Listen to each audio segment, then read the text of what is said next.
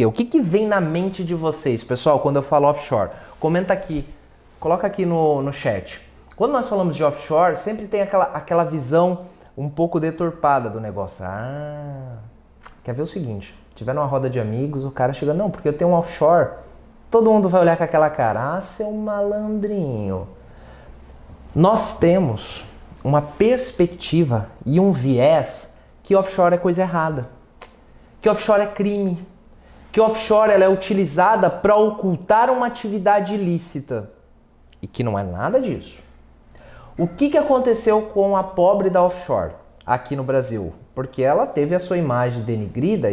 Nós passamos a conhecer a offshore por conta de crimes, principalmente, não exclusivamente, mas uma holding, poderia ser uma conta, poderia ser uma empresa operacional, teria problema, porque a questão aqui da ilicitude, ela não está associada à estrutura que você está utilizando, e sim à origem dos recursos. Offshore significa uma empresa fora da costa. Offshore, na prática, é uma empresa utilizada para você fazer investimento no exterior. Então eu remeto dinheiro para o exterior, e aí sequencialmente para comprar ações, para comprar imóveis, para aplicar financeiramente. Essa é a ideia geral do negócio. Ela é uma atividade ilícita, não há vedação na nossa legislação você dispor de um offshore, nenhuma, desde que a origem dos recursos sejam declarados no Brasil e sejam recursos de atividades lícitas. O que se entende por declarado, que é bem importante? Marcos, fala mais sobre esse tipo de declaração.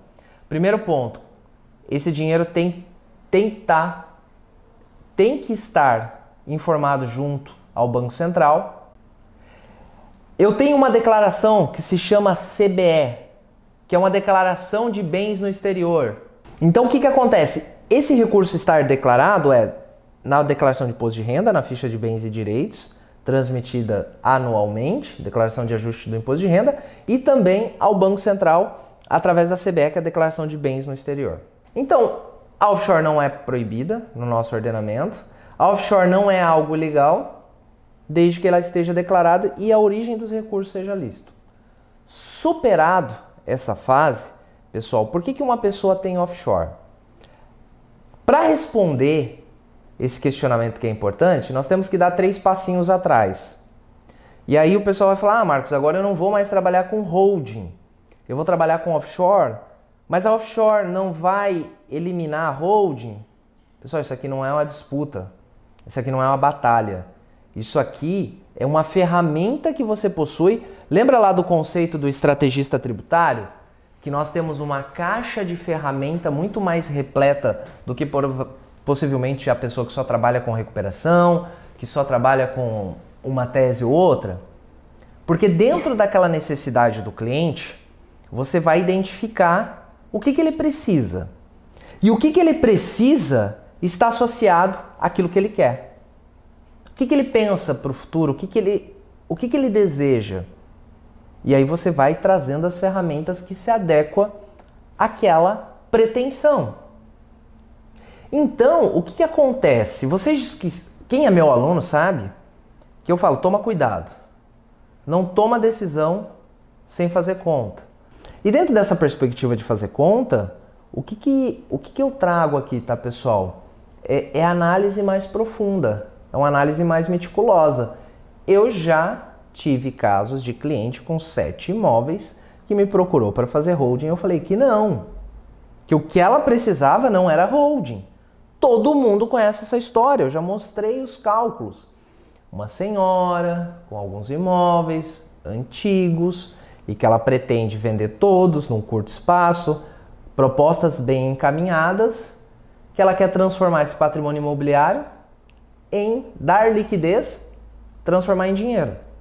Então o que eu quero trazer aqui? Não é uma competição, é uma ferramenta a mais, porque vocês vão ter uma demanda muito grande nos próximos anos de pessoas que querem tirar parte dos recursos do Brasil.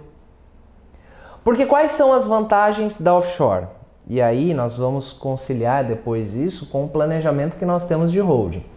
Primeiro ponto, quando você constitui um offshore, você tem uma simplificação muito maior do ponto de vista burocrático que nós temos no Brasil. Quando eu constituo uma offshore, eu tenho aqui uma segurança maior do que um dinheiro que está no Brasil. Nós temos acompanhado, e isso não é um cenário exclusivamente da América Latina, um cenário de instabilidade política, né? Mas principalmente na América Latina. Nós temos movimentos que necessariamente não prestigiam muito a democracia, ainda que sejam defensores da democracia, se é isso que vocês me entendem. Então, eu não estou falando que o Brasil vai virar uma Venezuela, muito pelo contrário, eu não acredito nisso. Mas tem pessoas que não querem pagar para ver. Tem pessoas que querem se proteger de uma moeda forte. Porque quando nós tivemos o impeachment da Dilma, o dólar não sofreu. Quando nós tivemos greve dos caminhoneiros, o dólar não foi abalado. Então, algumas pessoas querem se proteger de uma moeda forte, de oscilações, afastar um pouco do risco Brasil, se é que isso faz sentido. Então, o que acontece? Pessoal, o que nós temos aqui? Nós temos aqui uma situação bem específica de simplificar, otimizar, tirar o risco Brasil, tá? Nós temos aqui vantagens tributárias, e eu vou falar sobre isso. Nós vamos ter vantagens tributárias. Eu tenho um custo tributário muito menor em alguns países, e aqui nós já estamos falando de países com a tributação favorecida. No Brasil, vulgarmente, nós conhecemos como paraísos fiscais, que uma própria instrução normativa de 2010 e sequencialmente alterada, ele traz a classificação e a relação desses países que o Brasil entende são aqueles que tributam em menos de 20% a renda.